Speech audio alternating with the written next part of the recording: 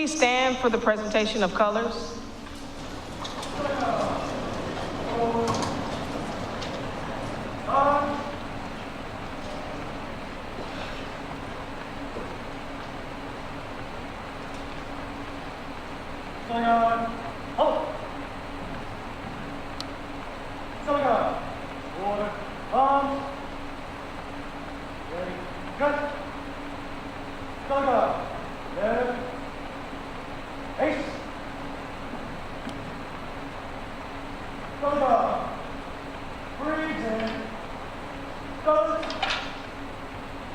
Attention, salute, pledge. I pledge allegiance to the flag of the United States of America and to the republic for which it stands, one nation, under God, indivisible, with liberty and justice for all.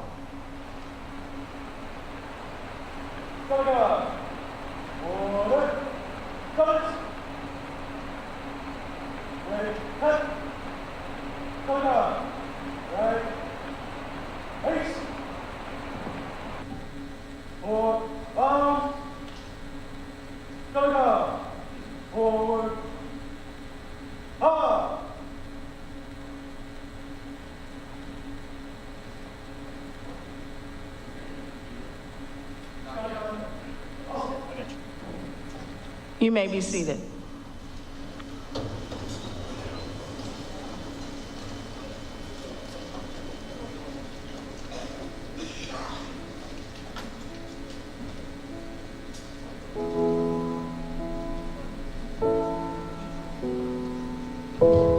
My uncle, among many other members of my family, served in the military.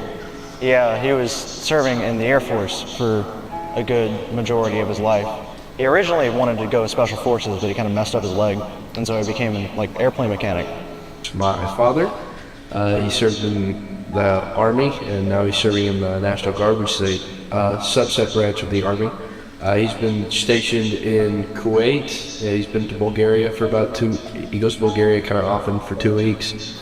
My grandfather served in the Air Force during around the Vietnam era, as well as my uncle. My grandpa was in the Air Force. He was a master sergeant. Yeah, I've had many family members in the armed forces before. My mom and my dad, most significantly, they were both in the Army, but my brother as well, he's in the Air Force and he's been in for a few years. And my father, he serves in the Army. He's been stationed in Korea, and he's been in the armed services for about 9 years now. He sacrificed a lot of his time with his family, and he, even now, he still will sometimes talk about how he didn't really get to see his kids grow up that much until recent years. My dad often doesn't get to spend times like Christmas or Thanksgiving with us because he has to go work at the armory, or has to go to Bulgaria, or has to go do something for the National Guard, sending people out to go with relief stuff. So I know my grandfather, he had to deal with Agent Orange. They used a lot of this chemical compound in Vietnam to get rid of excess vegetation. This chemical compound pretty much it's not very good for people to breathe in, and he was at a base where they shipped it out to Vietnam from. So he was exposed to excess amounts of Agent Orange and stuff like that. Whenever I was first born, our mom was stationed away for a few months, and as was our dad. It's just a big part of missing out on your kid's life and things like that, but it's just a sacrifice that has to be made in order to accomplish things that people in the armed forces accomplish. What Veterans Day means to me, the respect and honoring the sacrifices that people have given. Celebrating them for being strong enough and brave enough to make those sacrifices that a normal person wouldn't be able to. Thank you for your service. Thank you for your service. Thank you for your sacrifice.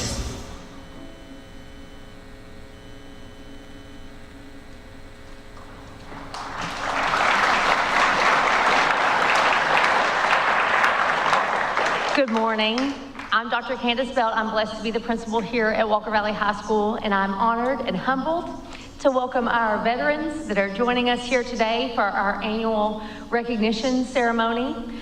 Before we get started, I would like to thank the many hands that come together to put on this wonderful event every year. Ms. Valana White and Ms. Leah Walker lead the charge and are essential. They collaborate with our history department, our music and choir department, our NJROTC, and everyone throughout the school to make sure that we take time to honor and celebrate and recognize those that have sacrificed all so that we can be here and live in a country that celebrates freedom. So thank you for joining us today, and we are very excited to have you with us in our program. Thank you.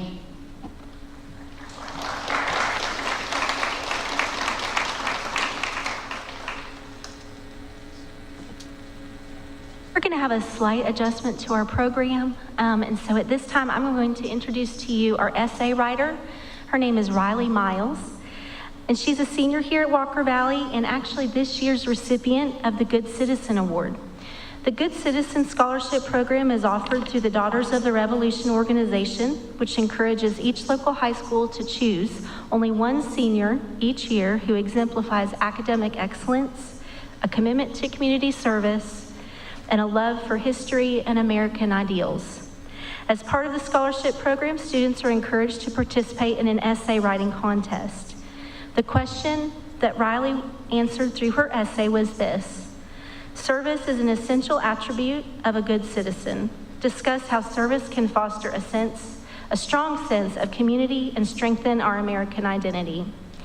Riley was unable to join us today, and so we recorded her reading her essay, and we'll be watching that now together.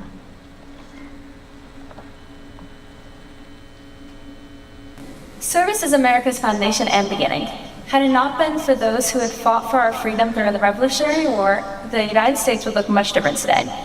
Founded by a strong sense of community and patriotism, the American identity was born in the 13 colonies that would go on to shape America's future. The American identity is unique as it connects the millions of people living across the 50 states. The red and white stripes, a motif symbolizing those who came before us, strengthened our country as they were the first true Americans. These patriots who died for our future strengthen our identity as a whole as we are all Americans who are free. Through them, our identity can be understood to be the voices and providers for our nation, for those who did serve and for those who cannot. Service is the backbone of our nation and an essential characteristic of citizenship. Anyone can serve their community and country by being an active citizen and serving others. Those who serve the country through the military, government, healthcare, and more support America through the reliable work that provides for our nation. But those who may just be ordinary citizens also are important in America's functionality through the countless communities across the 50 states. By fulfilling civic duties like voting and volunteering, American citizens can positively impact their communities and country as we are the people of tomorrow. We must be united to effectively serve our country that is based upon the American values that we uphold. Through service, community can be found in unlikely circumstances. Opening your eyes to the people around you positively impacts yourself and others through forming relationships. Caring for the less fortunate can help a community prosper and strengthen the feeling of patriotism as we are all connected through our title and nationality. I have had the great opportunity to serve my community through fundraising and volunteering with nonprofit organizations. Though we may have been separated by a variety of means, these individuals are part of my community. Although we may not look the same, we, once again, are all united under the same nation and are all Americans. Having a strong sense of community is important as no one proceeds through life alone. Americans have a great ability and responsibility to depend upon the countless others who work to fulfill the American promise of having a free nation, one that protects and allows for expression. Beginning at a young age, America has understood the importance of service. From the nation's first military fighting tirelessly for freedom, to the people in our community, anyone can serve and provide for others. This service brings us together and unites us under the same idea of American identity and beliefs. Community can be found throughout the United States purely through the relationships that are fostering, serving, and showing up for others.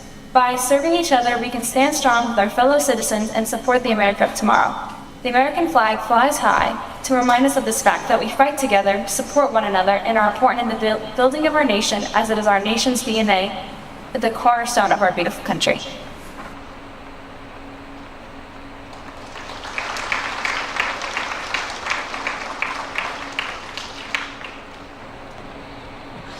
At this time, we'd like to welcome to the podium First Sergeant Michael McCullough, U.S. Army retired veteran.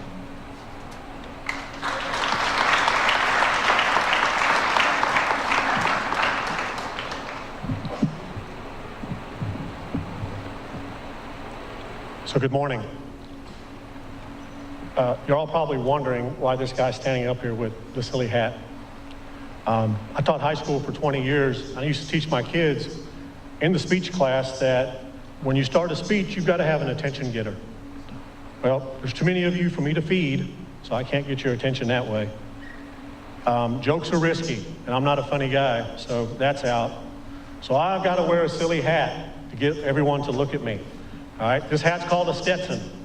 When I joined the Army back in 1982, as a Cab Scout, this was our favorite headgear. Still have it to this day, and I'll wear it probably till the day I die. Thanks to Walker Valley High School, Miss Blackaby and Miss Walker, for the invite. This is my first one of these. I've just been retired from teaching myself for a year and a half. So I guess that makes me officially old. I get to speak at a Veterans Day ceremony. This morning you're going to get my opinions and thoughts on service, loyalty, and most importantly, who's deserving of our loyalty. Just because I think it's relevant to those subjects, a brief history of me. I was actually born in Germany as a little German kid. All right, I was a German citizen until my mom met my dad, who was an American soldier. They got married, and I became an Army brat. I went to 11 different schools. I went to 5 different high schools. Imagine that, 5 different high schools. Taught me a lot of things, gave me a lot of perspective on things that most kids don't get. The service history in my family's deep. We've had a direct family member in the service all the way back to World War II. My grandfather participated in the Berlin airlift. My father served 30 years in the Army. I was in the Army for 21 years, and my son Maxwell is on his 4th year in the Army as a tanker. He's out at Fort Bliss in El Paso, Texas. I joined the Army in 1982, as I said earlier. My dad, who is a retired sergeant major, some of you will know what that is, career Army man, we didn't have the greatest relationship. Most of the conversations were one way. He talked, I listened.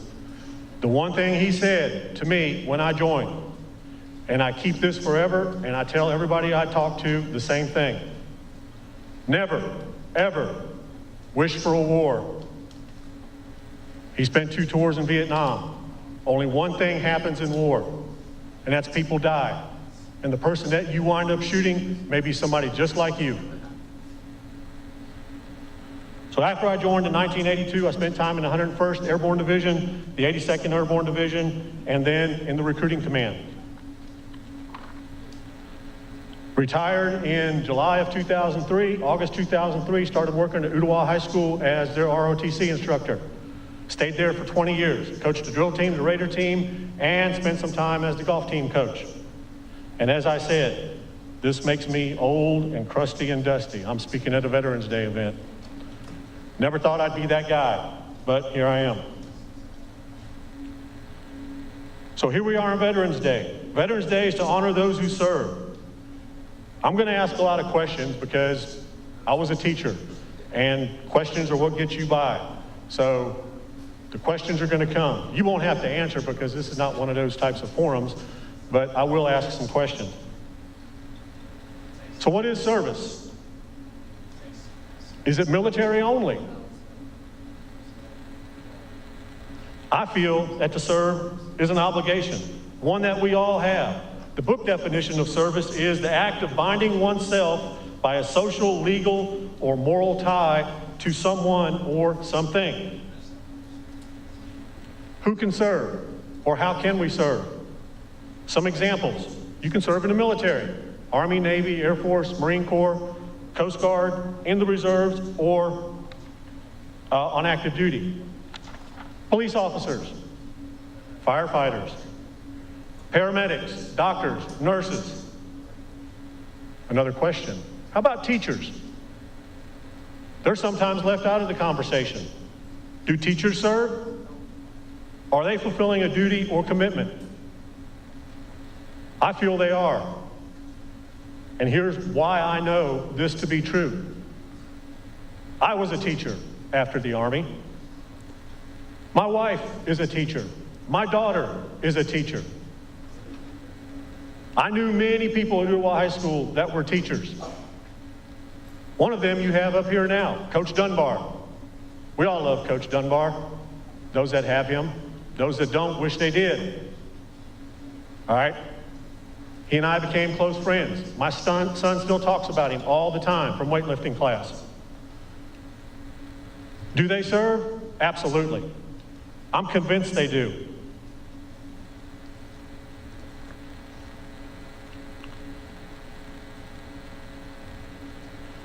This day and age, always remember, it takes a special type of person to serve. It seems like there's conflict everywhere, not just in the military, but police officers face it, firefighters face it, healthcare workers face it, and now even the teachers are under assault. So service takes a special kind of person. I also believe that continued service, once you've fulfilled your obligation, that becomes a choice. And it's a choice that many of us make to stay and make it a career. And something everyone needs to know, military veterans especially feel that they're not anybody special. I never have felt that way. It's a life I had, it's a choice I made. I never expected any special treatment. Now, today's theme, loyalty. Again, the book definition. Loyalty is the state or quality of being loyal or faithful to commitments or obligations. It's a feeling of allegiance or devotion. I feel like loyalty is an insanely personal thing. Who I am loyal to is going to be different than what you are or to who you are loyal. Why are we loyal to different people? Was that loyalty earned? Should it have been earned? Those are all questions you should ask yourself on the topic of loyalty. I came out of the Army after 21 years thinking I pretty much had everything figured out. I'm a retired first sergeant. We are different kinds of animals. You have one, all right? We're not like other people. In our units, we were at the top of the food chain. I got to the high school and was put in my place. So here's what 20 years of teaching taught me. 3 quick lessons. First lesson is the lesson of resilience. In about my second year, we were doing a uniform inspection. I got in front of this kid. I remember his name. His name was Zach. Zach was standing at attention, ready for the inspection. Zach was a small feller, all right? And I'm not a small feller myself. So I stood there in front of Zach, fully a foot taller than he was, looking down. Poor Zach, the first thing I noticed, there was a puddle between his feet. That's how scared, intimidated, call it whatever you want, he was. He did not miss a lick. He answered my questions. He did not move. My mind was going a million miles an hour. How do I handle this? I continued on with the inspection, completed the inspection, got out in front of the formation while everybody was still at attention and told the group, all right, we're done. You got 5 seconds to get out of the range. I don't want to see anybody talking, moving. You got 5 seconds to move out. When I say fall out, Zach, stand by, I have a question for you. Fall out. Range emptied out in 2 seconds. Zach was still standing there. No one ever knew what had happened with Zach. We gave Zach a chance to clean himself up, got him a new pair of pants. No one ever knew what happened. And Zach turned out to be a great kid, great student, great cadet, and a very good wrestler on top of all that. That is the lesson of resilience. Second lesson, lesson of excellence. Who has heard of the remote area medical program? Nobody. One person. So remote area medical is a group of doctors, dentists, eye doctors that move around the community. They'll set up at schools and community centers and different places that can handle them, and offer free services to the people who cannot afford them. Well, they set up Ooltewah High School one year.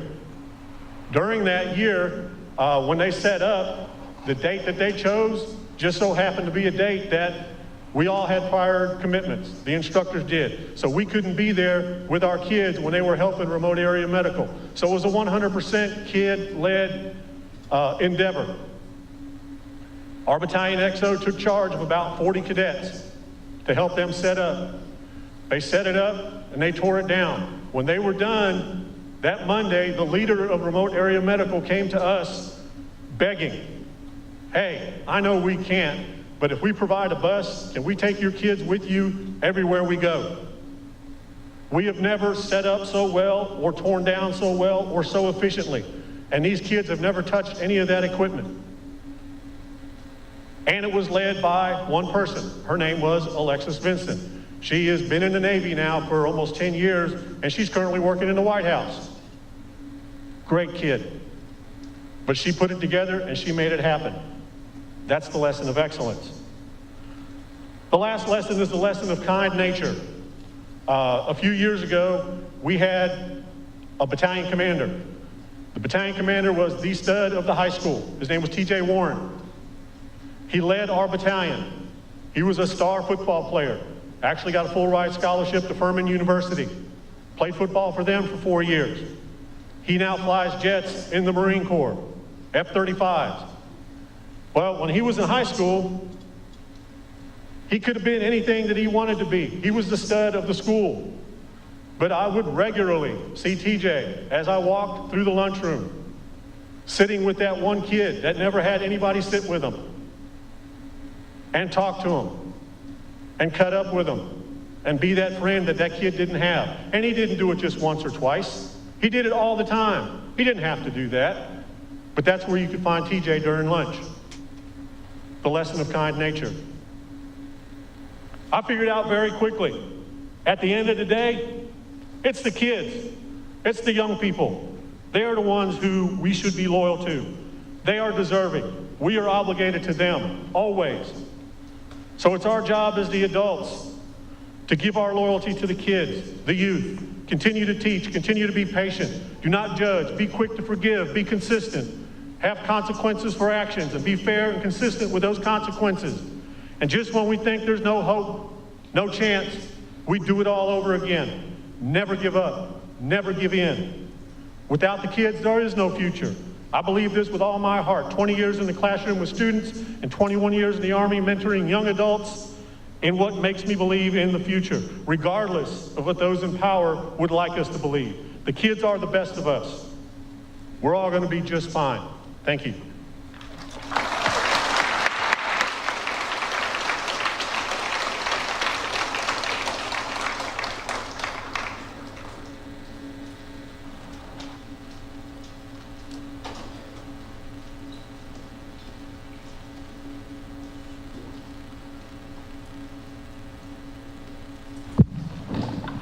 As the chamber choir is coming on stage, I want to give you a little bit of a background of the song that they're going to be singing for you. This is an arrangement of a song called Down by the Riverside. And what you're going to hear them singing about is a time that you hear everyone talk about, of a time where there is peace, that is the peace that all of these people that we recognize and value on this day and every day, our veterans and those currently serving that are constantly fighting for that day of peace in our country. So here is the chamber choir singing Down by the Riverside.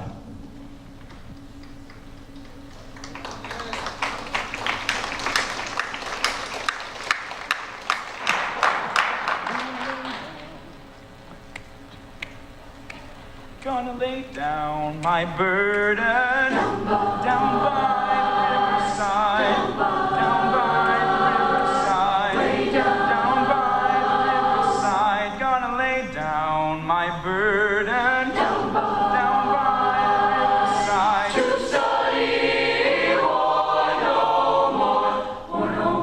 I ain't gonna study war no more.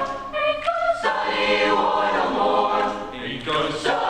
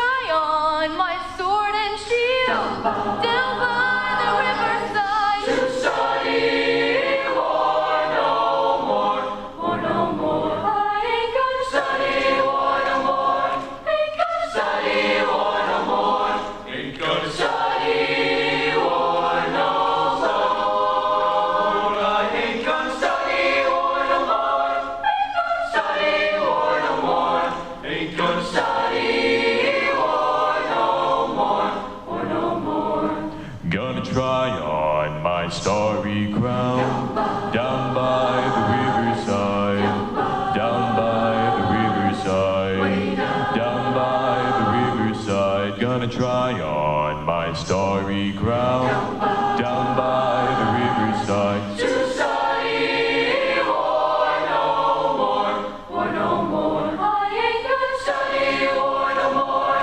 Ain't gonna study war no more. Ain't gonna study war no more. I ain't gonna study war no more. Ain't gonna study war no more. Ain't gonna study war no more.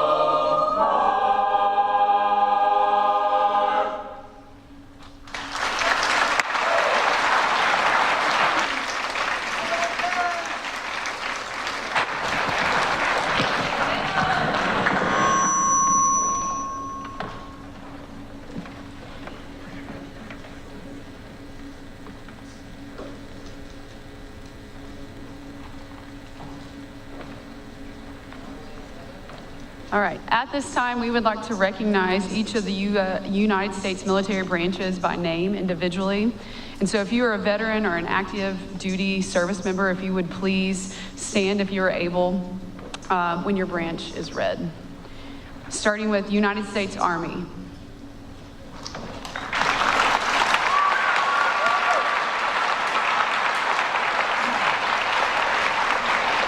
So we would like to especially recognize David Hood, our Walker Valley MBA Dean, and the First Sergeant Michael McCullough, our special guest speaker today, both Army veterans. Thank you.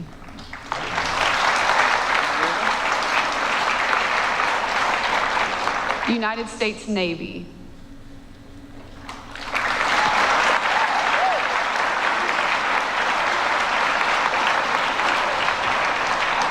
We would like to especially recognize Wade Sacca, Walker Valley CTE educator and Navy nuclear electronics technician veteran.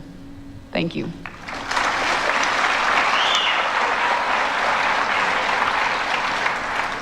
United States Air Force.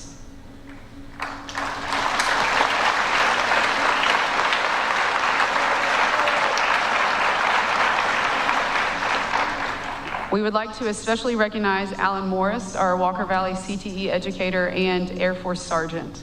Thank you.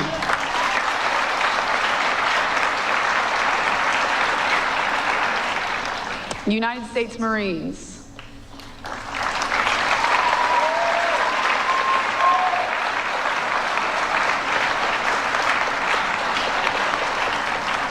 So we would like to especially recognize First Sergeant Bill Connor, our Walker Valley JROTC educator, also an E8 Marine, Dale Gillespie, who is also a Walker Valley Special Services intern and longtime substitute who served as Corporal Marine. Thank you.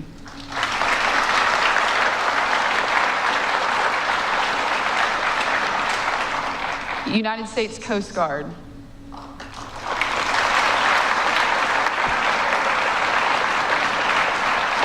Thank you. United States Army National Guard.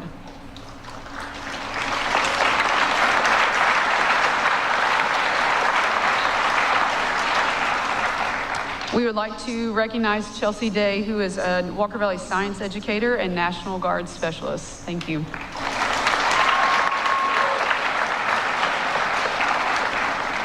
United States Space Force.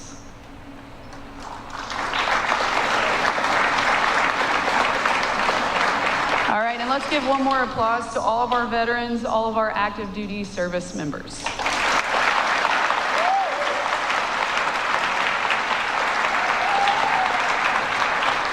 So on today, we want to say thank you for all of those for all of your service, for all of those who continue to serve, and we are so thankful for you.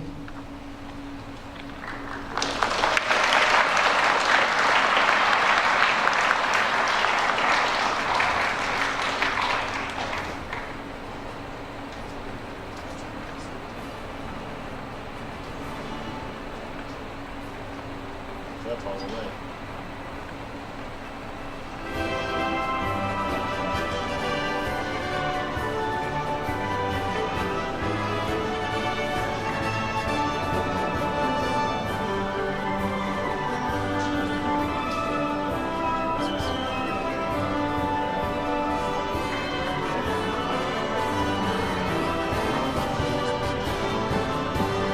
just want to say thank you for coming and attending our assembly. Have a great day.